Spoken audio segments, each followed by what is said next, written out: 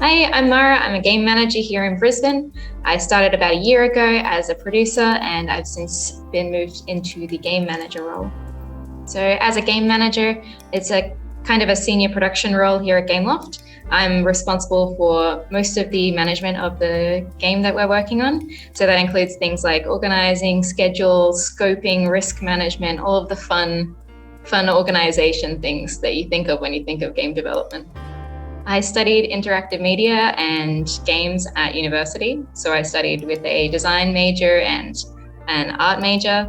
I since went into QA, and along the way I've worked in art, I've worked with design, and I've ended up in production, which is my favorite place to be.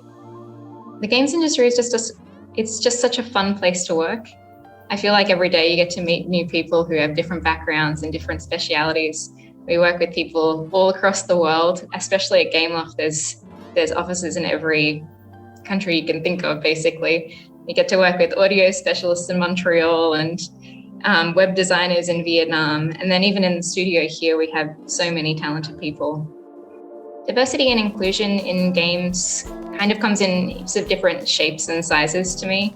I really like moments in games where you see a character and they've just kind of silently included details that let you know that they're of a different gender, like a diverse gender or a diverse sexuality, or from an interesting culture that isn't normally represented in video games.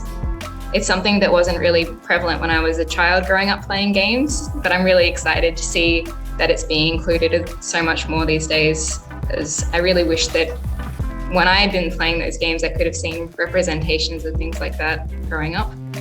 I feel like I've always belonged in this industry, in this community. I think the majority of people that you interact with are really kind and really progressive and accepting and willing to learn if they aren't aware of things. There's always going to be people, and there's definitely been people who have challenged me based on things like my gender or my age or my sexuality, through bullying and belittling. But I think the thing that I always try to remember is that their view of the world is just different in a way that isn't as kind. And that's generally the minority of people. So I just try to focus on the good in the world and on spreading that as much as I can. There are so many ways to tell a story in games. There's so many ways that you can teach people about different cultures, about different gender identities, and about different sexualities. There's so many methods that you can take that approach. That you can include things really overtly. Like one of our game designers in Brisbane actually was recently honoured with an award for his game that he's made on living with Asperger's syndrome. It's called An Aspie Life. It's really worth checking out.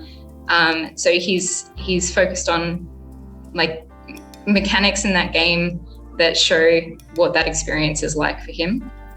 And then there are other ways that it can be shown in games with just little details here and there, like a character who just mentions their partner of the same gender and things like that. I think there's so many ways that you can include different diverse things. I really hope that it can keep moving in the same direction that it has been for the last 5 to 10 years. We've made so many strides in including more representation of different cultures and different people. And I just really hope that that continues and opens a lot more people up for thinking that maybe that is the same space that they'd like to be a part of as well. I think when you start to see those things represented in games, you maybe start to think about how you can contribute to them as well. I think the biggest thing that you can do in the industry is just remaining aware of how different people experience the world. There are people who are differently abled, people with neurodivergencies, people who experience silent illnesses and things like that. So if someone's telling you something, just be open and listen to them, because just because you can't see what they're experiencing doesn't mean that that's not real for them. And we should be respecting and making room for those kinds of things in the industry.